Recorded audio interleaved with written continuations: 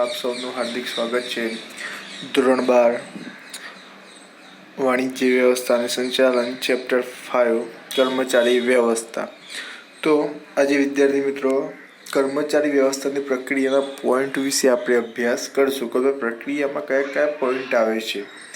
ભરતી વિશે ડિટેલમાં આપણે ચર્ચા કરીશું। તો જોઈએ કર્મચારી વ્યવસ્થાની પ્રક્રિયા।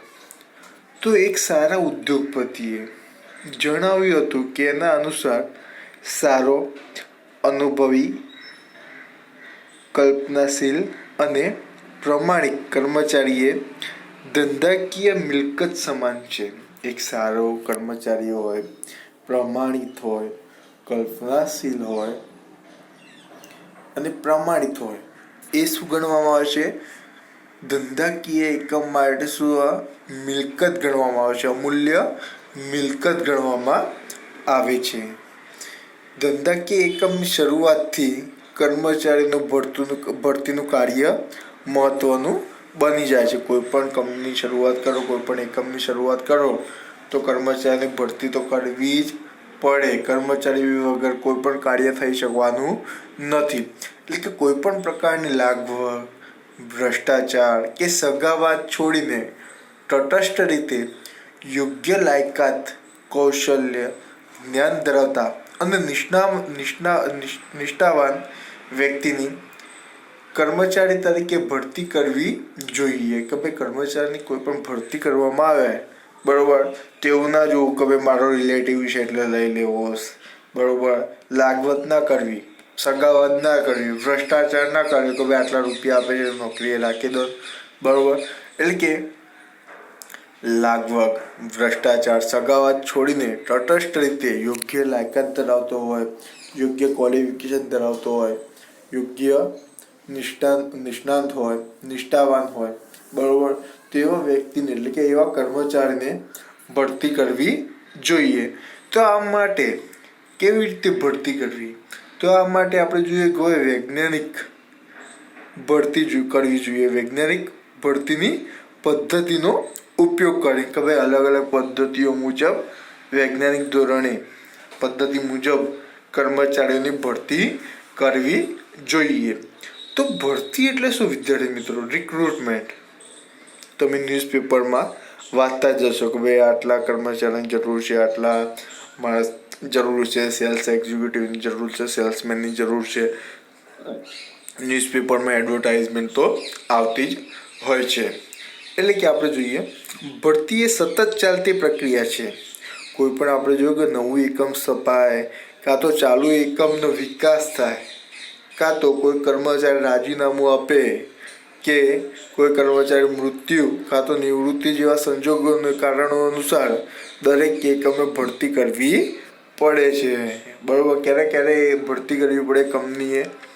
તો પોતાનું એકમ નવું સ્થપાય, એકમ સ્થાપના કરે ત્યારે કર્મચારીની જરૂર પડે, કાં તો એકમ હોય તો એકમનો વિકાસ થયો હોય, ચાલુ એકમનો વિકાસ થાય ત્યારે પણ કર્મચારીની જરૂર પડે, કાં તો કોઈ કર્મચારી કામ કરતો હોય અને રાજીનામું આપે ત્યારે એની જગ્યાએ નવો કર્મચારીની જરૂર પડતી હોય, કાં તો કોઈ કર્મચારી મૃત્યુ પામી જાય તો એની જગ્યાએ પણ નવો કર્મચારી જોતો હોય, કાં તો નિવૃત્તિ લે વય મર્યાદાના હિસાબે, કાં તો કામ ન થતું હોય એના હિસાબે સ્વેચ્છાએ નિવૃત્તિ લે, તેવા સંજોગો એની જગ્યાએ કર્મચારીની ભરતી કરવી જોઈએ। તો આ બધા કારણોસર શું એકમમાં ભરતી કરવી પડે છે।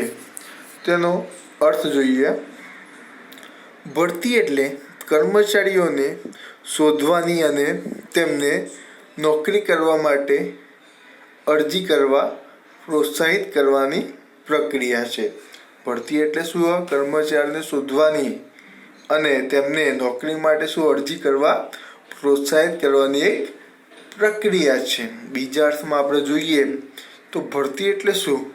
તો યોગ્ય સમયે, યોગ્ય સંખ્યામાં, યોગ્ય જગ્યા માટે અને યોગ્ય લાયકાત ધરાવતી વ્યક્તિઓ મેળવવાની એક પ્રક્રિયા છે। તો આપણે ભરતી કઈ રીતે કરી શકીએ? તેના પ્રાપ્તિ સ્થાનો છે। તો વિદ્યાર્થી મિત્રો બે પ્રકારના પ્રાપ્તિ સ્થાનો છે। ભરતીના બે પ્રકારના પ્રાપ્તિ સ્થાનો જોવા મળે, એક આંતરિક પ્રાપ્તિ સ્થાનો અને બીજું બાહ્ય પ્રાપ્તિ સ્થાનો. કોઈ પણ કર્મચારીની ભરતી કરવી હોય તો ભરતી તમે કઈ રીતે કરો, તો એના એક પ્રાપ્તિ સ્થાનો કે ભાઈ ધંધાની અંદરના એક પ્રાપ્તિ સ્થાનો એટલે કે આંતરિક પ્રાપ્તિ સ્થાનો અને બીજું છે બાહ્ય પ્રાપ્તિ સ્થાનો. તેના વિશે આપણે ચર્ચા કરીએ. તો આપણે આંતરિક પ્રાપ્તિ સ્થાનોમાં આપણે જોઈએ શોર્ટમાં બઢતી આપીને, બદલી કરીને, કર્મચારીના મિત્રો ક્યાં તો સગા સંબંધીની તક આપીને, અગાઉ જે છૂટા કરેલા કર્મચારી હોય એમને પરત બોલાવીને, બઢતી સાથે બદલી કરીને કાં તો પ્રતીક્ષા યાદીમાંની આપણે ભરતી કરી શકીએ છીએ. બીજા આપણે જોઈએ સામે બાહ્ય પ્રાપ્તિ સ્થાનો. તો કંપનીના બહારના પ્રાપ્તિ સ્થાનો, તો એમાંની કઈ રીતે આપણે ભરતી કરીએ? જાહેરાત દ્વારા, ન્યૂઝપેપરમાં કાં તો ટીવીમાં કોઈ પણ રીતે આપણે જાહેરાત આપી અને ભરતી કરી શકીએ છીએ. રોજગાર વિનિમય કચેરી દ્વારા, બરાબર, એમાં જઈ અને આપણે જે જોઈતા હોય જે ક્વોલિફિકેશન દ્વારા એવા કર્મચારીઓ આપણે માગી શકીએ છીએ. શૈક્ષણિક સંસ્થાઓ દ્વારા, મજૂર સંઘો દ્વારા, ઠેકેદારો કોન્ટ્રાક્ટરો દ્વારા, ગેટ પર ભરતી એટલે કે દ્વાર પર ભરતી, આધુનિક પદ્ધતિનો ઉપયોગ કરીને આપણે ભરતી કરી શકીએ છીએ.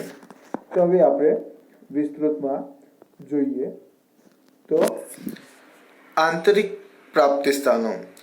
તો આંતરિક પ્રાપ્તિ સ્થાનો વિશે આપણે ચર્ચા કરીએ.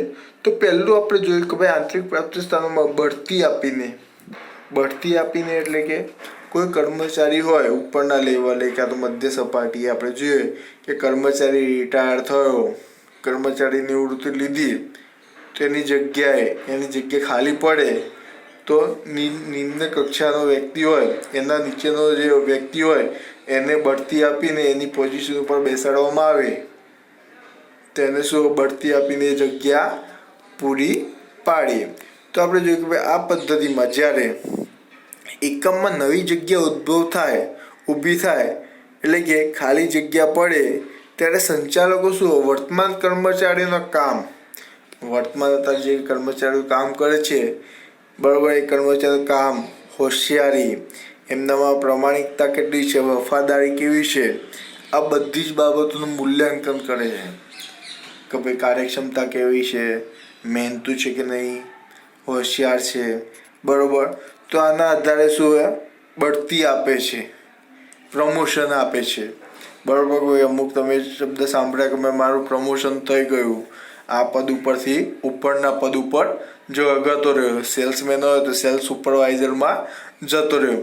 શેના કારણે કે ભાઈ એની ઉપરનો જે વ્યક્તિ હોય રિટાયર થયો હોય, મૃત્યુ પામ્યો હોય, જગ્યા ખાલી પડી હોય અને નીચેના જે કર્મચારી હોય, બરાબર, સેલ્સમેનો, એ સારો અનુભવી હોય, પ્રમાણિક હોય, હોશિયાર હોય, તો એનું જે કાર્ય જોઈ અને એને બઢતી આપવામાં આવતી હોય છે.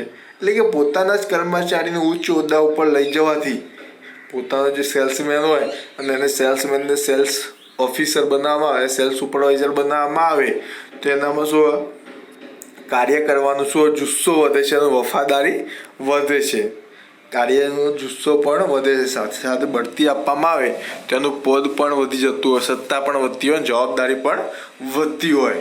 એટલે કે બઢતીના કારણે કર્મચારીનો પગાર, હોદ્દો, સત્તા અને જવાબદારીમાં પણ વધારો થયેલો જોવા મળતો હોય. બધી જ વસ્તુઓ વધે, સત્તા પણ વધે, જવાબદારી પણ વધે, પગાર પણ વધે, હોદ્દો પણ વધે. બીજું આપણે જોઈએ બદલી કરીને. તો એક જગ્યાથી બીજી જગ્યાએ મોકલીને જગ્યા પૂરી પાડે. એટલે કે એક વિભાગમાં કર્મચારીની અછત હોય તેવા સંજોગોમાં એકમના જ અન્ય વિભાગમાં જરૂર કરતાં વધુ કર્મચારી હોય ત્યારે વધારાના કર્મચારીઓ લાયકાતને ધ્યાનમાં રાખીને યોગ્ય જગ્યાએ બદલી કરીને કર્મચારીની અછત દૂર કરી શકાય છે. તો આપણે જોયું કે કંપનીમાં અલગ અલગ વિભાગો કેટલા હોય છે. ઉત્પાદન વિભાગ હોય, વેચાણ વિભાગ હોય, વહીવટી વિભાગ હોય, ખરીદ વિભાગ હોય. તો આ કેટલા બધા વિભાગો જોવા મળે છે. હવે એક બીજા વિભાગમાં અછત સર્જાય, કર્મચારીઓની જગ્યા ઉદ્ભવે, જગ્યા ખાલી પડે તો એક બીજા વિભાગમાં વધારે જગ્યા હોય બીજા વિભાગમાં, તો એમની શૈક્ષણિક લાયકાત અનુસાર એમની બદલી એક જગ્યાએથી બીજા વિભાગમાં બદલી કરવામાં આવતી હોય છે. ત્રીજું આપણે જોઈએ, કર્મચારીના મિત્રો કે સગા સંબંધીઓને તક આપીને. કર્મચારીના મિત્ર હોય કાં તો સગા સંબંધીઓને તક આપીને. તો આપણે જો કંપનીમાં એટલે કે એકમમાં ખાલી જગ્યા પડે, કોઈ પણ કર્મચારીની જે જગ્યા ખાલી પડે તેને ભરવા માટે જે વર્તમાન કર્મચારીઓ જે કામ કરતા હોય છે, વર્તમાન જે કર્મચારીઓ કામ કરતા હોય છે તે એમને માહિતી આપવામાં આવે છે કે ભાઈ XYZ તરીકે આ પોસ્ટ માટે આ વ્યક્તિની જગ્યા ખાલી છે જગ્યા, તો તમારા કોઈ સગા સંબંધીઓ હોય તો તમે રિક્રુટમેન્ટ કરી શકો છો, એમને તક આપી શકો છો. એમને કોઈ જગ્યા ખાલી છે તો તમારે કોઈ સગા સંબંધીઓ હોય તેમ લાવવા ઈચ્છતા હોય તો લાવી શકો છો. એટલે કે પોતાના જે કર્મચારીઓ છે તો એમને કહેવામાં આવે છે કે ભાઈ તમારા જે સગા સંબંધીઓ હોય તેમના પાસે અરજી કરાવો, ને એ અરજી કરશે ને ઇન્ટરવ્યૂ લેશે. સારા એમના સગા સંબંધીઓ સારા હશે, ક્વોલિફિકેશન વાળા, તો એમની ભરતી કરવામાં આવશે. એના કારણે શું વર્તમાન કર્મચારીઓમાં શું ઉત્સાહ અને ધગસ વધે કે ભાઈ મારા કારણે મારું માન રાખીને મારા સગા સંબંધીઓને નોકરી આપી, એટલે કે શું ગર્વની લાગણી અનુભવે છે. એના પછીનો પોઈન્ટ, અગાઉ છૂટા કરેલા કર્મચારીને પરત બોલાવીને. અગાઉ કર્મચારીઓ છૂટા કર્યા હોય એને પરત બોલાવીને. આપણે જોયું કે ભાઈ અત્યારે કોરોનાની મહામારીના લીધે કેટલાક કર્મચારીઓને કેટલીક કંપનીઓમાંથી છૂટા કરી દીધા, બરોબર, કે ભાઈ અત્યારે નોકરી મળવી મુશ્કેલ થઈ ગઈ છે, બરોબર. અત્યારે લોકો જો બેરોજગારીનું પ્રમાણ વધી ગયું છે, તો કેટલી મોટી કંપનીઓએ પોતાના કર્મચારીને છૂટા કરી દીધા, પણ ભવિષ્યમાં 1-2 વર્ષ પછી કંપની જે તે પહેલા પોઝિશન ઉપર હતી એવી પોઝિશન ઉપર આવે, બરોબર, પોતાનું ઉત્પાદન વધે, ડિમાન્ડ વધે, તેજી આવે, એવી પરિસ્થિતિમાં શું કંપનીમાં કર્મચારીનો જગ્યા તો વધવાની જ છે, કર્મચારીની ભરતી તો કરવી જ પડશે કે તેજી જેવો માહોલ આવી જાય, ઉત્પાદન વધે, વેચાણ પણ વધે.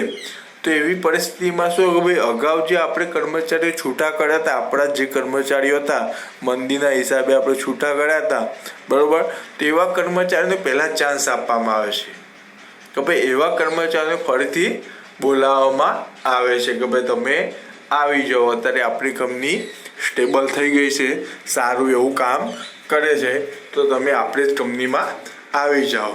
એટલે કે પોતાના જે કર્મચારીઓ છે જે છોડી દીધા હતા કાં તો કોઈ કારણસર આપણા એ જાતે જ રિઝાઇન આપી દીધું હતું, તો એમને શું કંપનીને પાછા બોલાવવામાં આવે છે. એટલે કે અગાઉ જે છૂટા કરેલા કર્મચારીઓ છે એ પરત બોલાવવામાં આવે છે. એના પછી 5મો પોઈન્ટ, બઢતી સાથે બદલી કરીને. બઢતી સાથે બદલી કરીને પદ પણ ઊંચું મળે, બરોબર, સાથે એને બદલી પણ થાય, બીજા વિભાગમાં થાય કાં તો બીજી જગ્યાએ થાય કાં તો બીજા કોઈ એકમમાં થાય. બીજું આપણા જો એક જ કંપનીનો બીજો એકમ બીજી જગ્યાએ સ્થપાતો હોય, જેમ કે એક કંપની છે આપણે અમદાવાદમાં છે અને આપણા જેવી આપણી કંપની નવો પ્લાન્ટ વડોદરામાં નાખે છે, બીજો પ્લાન્ટ, તો અહીંયાના જે સારા કર્મચારીઓ હોય તો એમને બઢતી આપીને બદલી કરી શકે કે ભાઈ સામે પદ પણ વધે અને એની અમદાવાદમાંની વડોદરામાં બદલી પણ થતી હોય, કાં તો જે મનપસંદ શહેર હોય, મનપસંદ સિટી હોય, કાં તો પોતાનો વતન નજીક હોય, તે વતન નજીક પોતાનો પ્લાન્ટ હોય કંપનીનો, તો ત્યાં એને બઢતી સાથે બદલી આપવામાં આવતી હોય છે. એના કારણે શું કર્મચારીનો કાર્ય જુસ્સો અને ઉત્સાહ પણ વધેલો જોવા મળે છે. એના પછી આપણે જોઈએ પ્રતીક્ષા યાદી. તો પ્રતીક્ષા યાદી દ્વારા ભરતી એ આંતરિક ભરતીનું પ્રાપ્તિ સ્થાન છે. તો આપણે જોઈએ ભૂતકાળમાં આપણે જાહેરાત આપી હોય, ભૂતકાળમાં આપણે ન્યૂઝપેપરમાં આપી હોય, ટીવીમાં આપી હોય, જાહેરાત આપી હોય, તેના કારણે ભરતી કરવામાં આવી હોય ત્યારે આપણે શું કરીએ, જરૂર કરતાં વધુ ઉમેદવારો પસંદ કરીએ છીએ.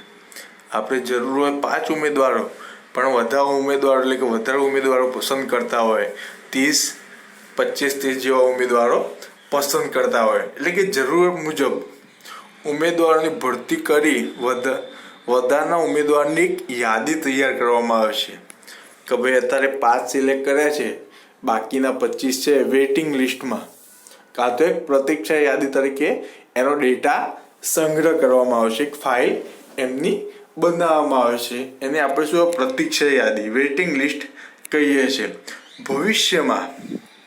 ભવિષ્યમાં જો વધારે ભરતી કરવામાં આવે તો એ જે બાકીના જે કર્મચારીઓ રહી ગયા હતા, જેમને ઇન્ટરવ્યૂ લઈ લીધું, એમની પસંદગી કરી હતી પણ એને રિક્રુટમેન્ટ કરી નથી, તો એ પ્રતીક્ષા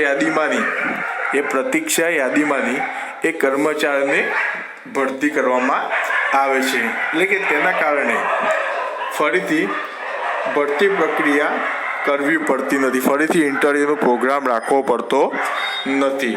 એટલે કે પ્રતીક્ષા યાદી પ્રમાણે જે તે જગ્યા માટે ઉમેદવારોની ક્રમ અનુસાર ભરતી કરવામાં આવે છે.